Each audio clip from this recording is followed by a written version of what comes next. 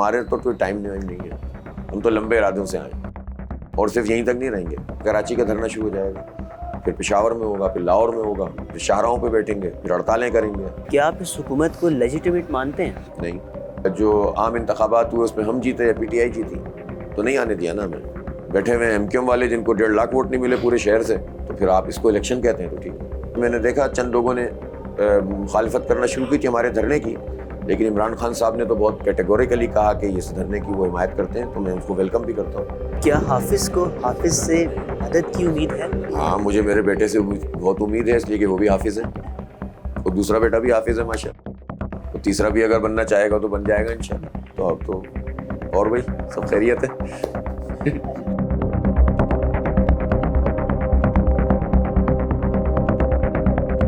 جماعت اسلامی اپنے آپ کو مڈل کلاس لوگوں کی جماعت کہتی ہے جو بہت سے مسائل کا شکار ہیں. اس دھرنے میں آپ کن مسائل کی بات کر رہے ہیں اور کیا ڈیمانڈز ہیں آپ کی؟ سیدھی ڈیمانڈ ہے، جو آپ کی بھی ڈیمانڈ ہے، سب کی ڈیمانڈ ہے کہ بجلی کی قیمت کم ہونی چاہیے. اس پہ جو ظالمانہ ٹیکس ہیں ختم ہونے چاہیے، اور اس قیمت میں جو ہم پیسے ادا کر رہے ہیں وہ پیسے بھی ادا کر رہے ہیں کہ جو اس کی لاگت سے زیادہ ہے. اور اس لیے ہے کہ جو کیپیسٹی پہ چارجز ہیں، جو وہ پلانٹ جو چل بھی نہیں رہے اور ان کے پیسے پاکستانی قوم ادا کر رہی ہے، جو غلط معاہدے کیے تھے ہماری حکومتوں نے اس کی وجہ سے. تو بجلی کی قیمت کم ہونی چاہیے.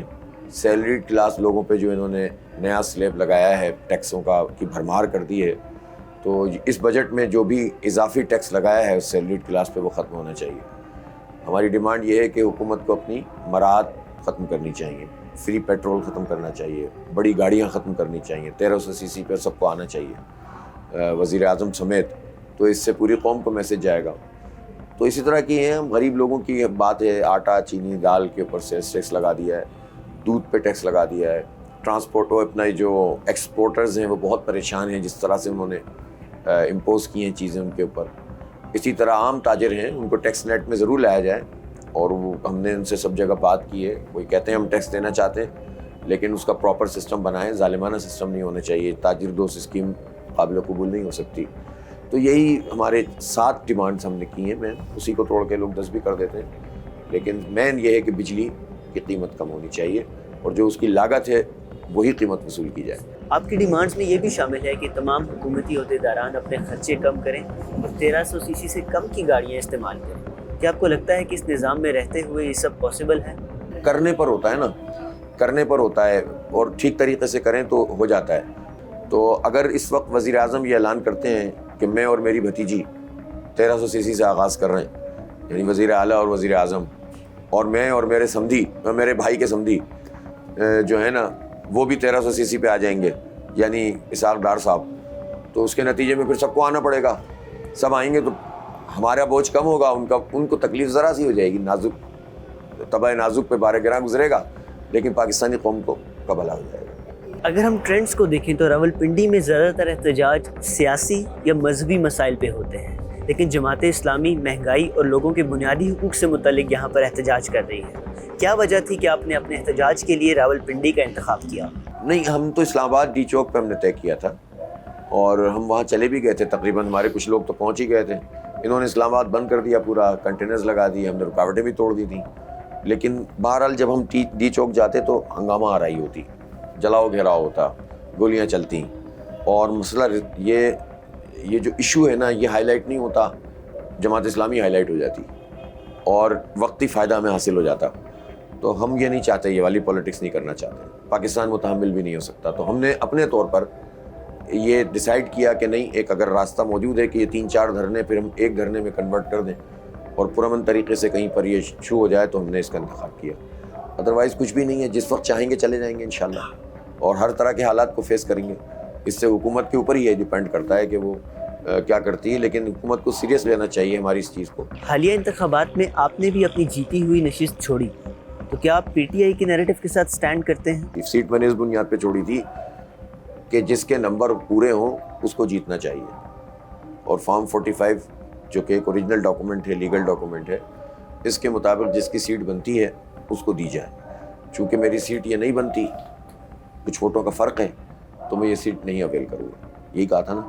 تو میں اس نیریٹو کے ساتھ کھڑا ہوا ہوں البتہ مجھے اب ایسا لگ رہا ہے کہ وہ لوگ اس نیریٹو کے ساتھ نہیں کھڑے ہوئے اور وہ فارم 45 کی بات نہیں کر رہے بلکہ وہ ری الیکشن کی بات کر رہے ہیں جس پر مجھے تحفظات ہیں۔ پی ٹی آئی تو فارم 45 پہ کمپرومائز کرنے جا رہی ہے نا، بظاہر ایسا لگ رہا ہے۔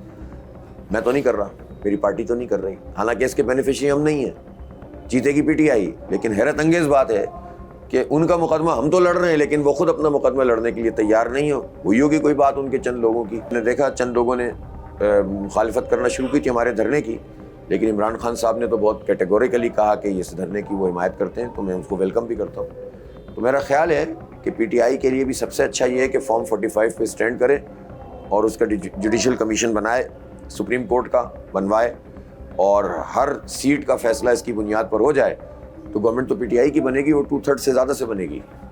لیکن اگر کچھ لوگ، میں یہی بار بار کہہ رہا ہوں، اگر کچھ لوگ یہ کام نہیں ہونے دینا چاہ رہے تو پھر یہ سوال تو پیدا ہوتا ہے نا کہ وہ کون سے عناصر ہیں جو اتنی ڈائریکٹ بات کے بجائے انڈائریکٹ بات کی طرف جانا چاہ رہے ہیں۔ ٹی ایل پی نے 2018 اور 2024 دونوں ہی انتخابات میں جماعت اسلامی سے زیادہ ووٹس لی، کیا آپ انہیں اپنا کمپیٹیٹر مانتے ہیں؟ دیکھیں، ٹی ایل پی کو، میں تو ان لوگوں میں ہوں جنہوں نے ہمیشہ یہ کہا کہ ٹی ایل پی اگر ایک پولیٹیکل پارٹی ہے تو اس کو کھل کر کام کرنے کی اجازت ملنی چاہیے۔ یہ کیا بات ہے کہ آپ اپنی مرضی سے طے کر لیں کہ اس کو تو اجازت ملے گی اور اس کو اجازت نہیں ملے گی، اس سے فلاں ناراض ہے، اس سے فلاں ناراض ہے، تو ان کو اجازت کھل کر کام کرنے کی ملنی چاہیے۔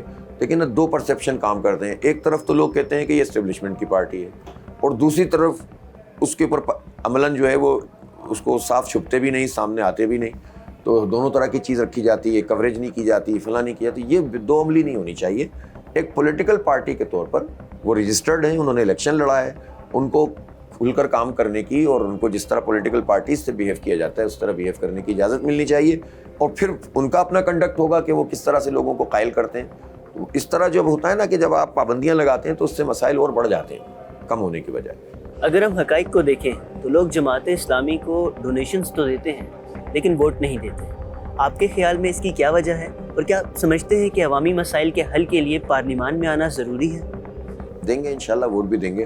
یہی سوال ہم سے کراچی میں ہوتا تھا جب ہم تحریک چلا رہے تھے کراچی کے حق کے لیے، نوجوانوں کے لیے بہت سارے ایشوز وہاں پر آپ کو پتہ ہے بھی ایگزسٹ کرتے ہیں، تو لوگ یہی سوال کرتے تھے کہ بھئی ووٹ تو آپ کو ملتے نہیں ہیں، اتنے عرصے سے نہیں مل رہے تھے ووٹ۔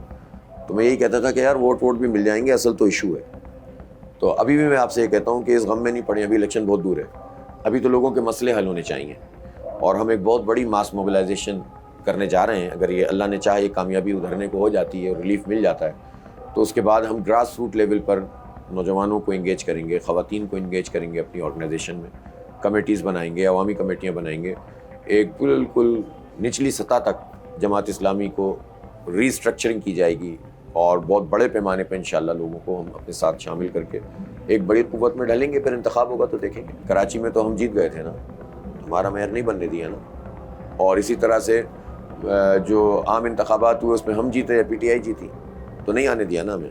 بیٹھے ہوئے ایم کیو ایم والے جن کو 1.5 لاکھ ووٹ نہیں ملے پورے شہر سے، وہ ایک پولنگ اسٹیشن نہیں جیتے، 5,500 پولنگ اسٹیشنوں میں سے ایک بھی نہیں جیتے، ایک بھی، اور بوتھ اگر 20,000 ہیں تو ایک بھی نہیں جیتے، اور آپ بتائیے وہ ہمارے سروں پہ مسلط ہے، تو پھر آپ اس کو الیکشن کہتے ہیں تو ٹھیک ہے۔ آپ کے خیال میں ثانیہ 9 مئی کا ذمہ دار کون ہے؟ لیکن اس کی تحقیقات پراپر ہونی چاہیے، اور جو بھی رسپانسیبل ہو پھر اس کو فکس کرنا چاہیے، اس لیے کہ بہرحال اس پہ سوالیہ نشان موجود ہیں، لوگ کیسے گئے، لوگوں کو کیسے جانے دیا، جانے دینے کے بعد کی جو کچھ کارروائی ہوئی وہ اتنی واضح نہیں ہے۔ ان چیزوں کو قوم کے سامنے آنا چاہیے، پھر جو ذمہ دار ہو اس کو جو سزا بنتی ہے اس کے مطابق آئین اور قانون کے مطابق ملنی چاہیے۔ کیا جماعت اسلامی مبارک ثانی کیس میں جمعیت اہل حدیث اور تحریک لبیک کے ساتھ سٹینڈ کرتی ہے؟ اس میں ہم یہ سمجھتے ہیں کہ اس فیصلے میں، اگرچہ کہ پچھلا فیصلہ تو بہت عجیب سا تھا، پھر جب دوسرا فیصلہ آیا تو وہ قدر بہتر تو تھا، لیکن وہ ایک چیز انہوں نے ایسی کر دی جس کے نتیجے میں سوال پیدا ہو گیا، اور اس کو ریکٹیفائی ہونا چاہیے۔ لیکن اس کا مطلب یہ نہیں ہے کہ اس کو بنیاد بنا کر آپ وہ کام کرنے لگیں کہ جس کی ہمیں شریعت بھی اجازت نہیں دیتی، کہ آپ کسی کے قتل کا فتویٰ کسی ایک نظام میں رہتے ہوئے، تو یا تو آپ اس نظام کو کہیں کہ ہم تسلیم نہیں کرتے، یعنی اس آئین کو اور قانون کو، اور اگر جب آپ اس کو تسلیم کرتے ہوئے اسٹرگل کرتے ہیں، خرابیوں کو دور کرنے کی کوشش کرتے ہیں، تو پھر آپ یہ فتوی بازی نہیں کر سکتے۔ تو اس لیے ہم سمجھتے ہیں کہ اس سے اجتناب کرنا چاہیے، البتہ جو غلط ہے وہ غلط ہے، جو صحیح ہے وہ صحیح ہے۔ انڈیپینڈنٹ پاور پروجیکٹس کے مسئلے پہ آپ بہت ووکل رہے ہیں، اور اگر دیکھا جائے تو یہ I P Ps 30-40 business groups own کرتے ہیں، آپ کے خیال میں اس مسئلے کا حل کیا ہے؟ ری نیگوشیٹ جس سے کرنا ہے وہ کریں، جس کا معاہدہ مکمل ہو گیا ختم کریں، جس کا معاہدہ غلط ہے فارنسک آڈٹ کر کے اس کو تو ویسے ہی ختم کر دیں، وہ تو چیلنج بھی نہیں کر سکتا۔ مثلاً اگر کسی کا معاہدہ لوکل کول پر ہے، وہ استعمال لوکل کول کر رہا ہے اور امپورٹڈ کول کے پیسے دینے پڑ رہے ہیں ہمیں، تو وہ معاہدہ تو ویسے ہی کینسل ہو جائے گا۔ RLNG کیوں استعمال ہو رہی ہے جبکہ اور فیول استعمال ہو سکتا ہے سستا، تو ہو جائے گا۔